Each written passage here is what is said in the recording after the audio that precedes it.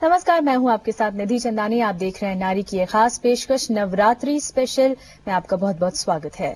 नवरात्रि के मौके पर गरबा और डांडिया की मची होती है धूम। तो अगर आप भी डांडिया पार्टी में जाने का प्लान कर रही हैं लेकिन कंफ्यूज हैं कि इस पार्टी में क्या पहन कर जाया जाए, तो परेशान मत होइए, क्योंकि हमारी इस खास पेशकश में हम आपको बताएंगे कि इस बार किस तरह की चनिया चोली का है फैशन और इस खास मौके के लिए किस तरह के हों आपके गहने और जेवर। तो देर किस बात की है, चलिए शुरुआत करते हैं नारी के इस खूबसूरत सफर की।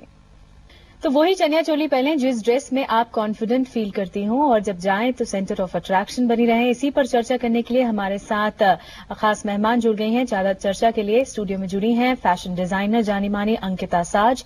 बहुत बहुत स्वागत अंकिता आपका नारी में।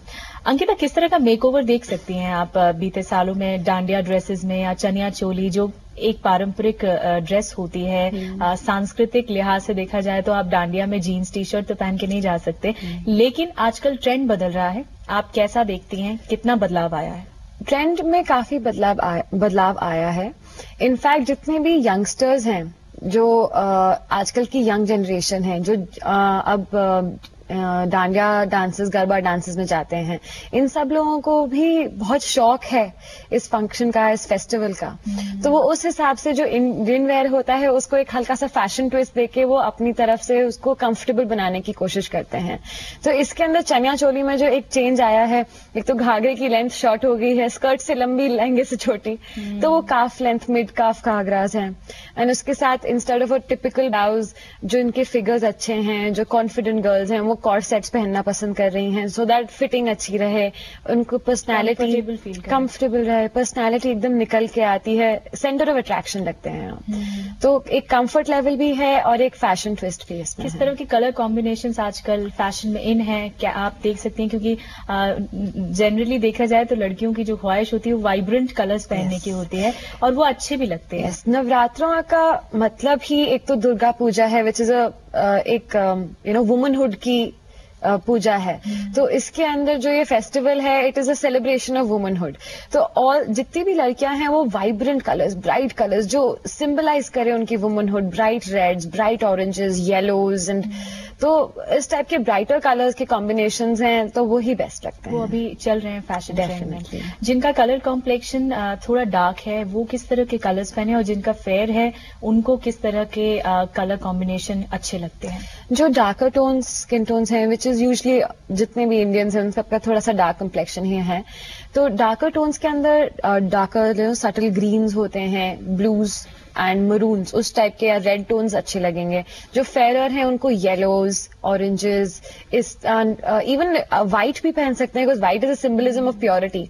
तो व्हाइट के ऊपर आप कोई सा भी कॉन्ट्रास्ट कलर डालते हैं, चाहे वो रेड हो या फुशिया पिंक हो, तो एकदम से उभर के आता है। गरबा की बात करें तो एक गुजराती परिधान जो पारंपरिक होता है वो पहनकर जाती हैं लड़कियां, तो वो भी बहुत अच्छा लगता है। लेकिन आजकल जो फैशन में इन है, ट्रेडिशनल ड्रेसेस तो हैं ही, साथ में हम देख सकते हैं हैरम पैंट्स वगैरह, या फिर नया style westernise outfit, Indo western जो स्टाइल है वो काफी फैशन में इन है। तो नया ट्विस्ट आया है, बिकॉज जो यंग जनरेशन एकदम से, हम लोग तो जीन्स, स्कर्ट्स और ड्रेसेस पहनते हुए बड़े हुए हैं, तो हमने उसी चीज को इंडियनाइज करके उसको धोती पैंट्स बना दिया। धोती पैंट्स विद बिग बेल्ट्स, या फिर Patiala salwar with big belts and corsets उसके साथ, या फिर कुर्ती भी वेल फिटेड हो। तो उस तरीके से एक नया ट्विस्ट देके उसको मॉडर्न कल्चर में भी लेके आए हैं। सबकी तरफ से एक्सेप्टेबल भी होता है, बहुत कंफर्टेबल चीज होती है। चलिए, वो ही कैरी करना चाहिए जो कंफर्ट लेवल को बहुत ज्यादा आप पे फपता है। और ये जरूर ध्यान रखिए कि कलर कॉम्बिनेशन आपका ड्रेस स्टाइलिंग का क्या होना चाहिए, क्योंकि कलर कॉम्बिनेशन से काफी कुछ निखर कर आता है और काफी कुछ स्टाइलिश भी लगता है।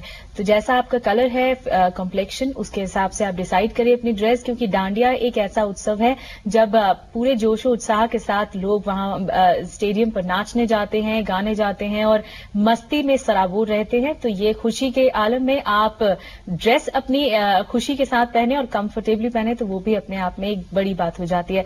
किताब आजकल मेट्रोज में काफी चलन बढ़ गया है डांडिया, गरबा, और काफी देखने को मिलता है। ये संस्कृति का बेहद अद्भुत नमूना है। हम चर्चा कर रहे थे ड्रेसेस पर, क्या आपका आउटफिट वार्डरोब होना चाहिए। हमने ब्रेक से पहले ही चर्चा की, लेकिन ज्वेलरी जो एक सबसे एलिगेंट लुक देती है एक ड्रेस पर, और आखिर में आपका जो 4 चांद लगाती है वो ज्वेलरी होती है। ज्वेलरी में डैंगलर से लेकर आपके नेक पीसेस तक क्या आप सजेस्ट करेंगे, कैसा होना चाहिए? मेरे हिसाब से अगर डैंगलर्स ज्यादा हैवी होते हैं तो वो डांस करने में ना प्रॉब्लम क्रिएट करते हैं, तो डैंगलर्स लाइट ही रखें।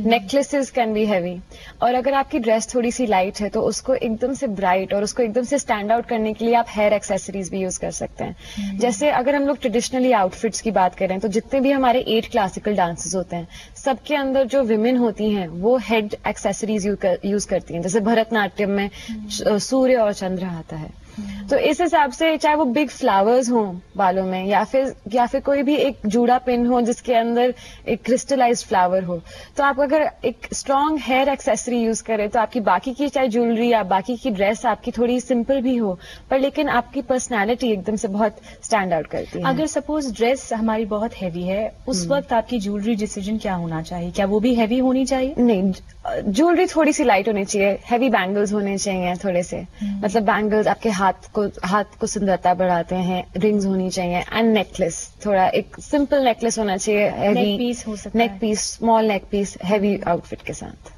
और इस इयररिंग्स में आप हैवी ना पहने तो ज्यादा बेहतर। हाँ, डांस में दिक्कत मूवमेंट में भी प्रॉब्लम होती है, ईयर्स में दर्द हो जाता है, आई मीन एनी डिस्कम्फर्ट तो चलेगा। आप अगर मैं बालों पर आ जाऊं तो बाल भी बहुत इंपॉर्टेंट है, और बाल कभी कभार ऐसा भी होता है डांस करने में बाल अड़चन भी देते हैं। तो क्या आपको लगता है कि बालों को जूड़ा बनाकर डांस के लिए जाना चाहिए डांडिया खेलने, या फिर कैसे मैनेज करें? एक्सपेरिमेंटेशन काफी हो सकता है आपके हेयर के साथ, हेयर एक्सेसरीज के साथ काफी एक्सपेरिमेंटेशन हो सकता है।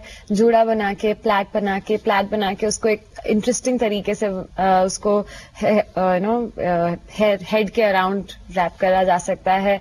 आप उसके अंदर से काफी इंटरेस्टिंग लुक्स दे सकते हैं अपने हेयर को अलग अलग करके।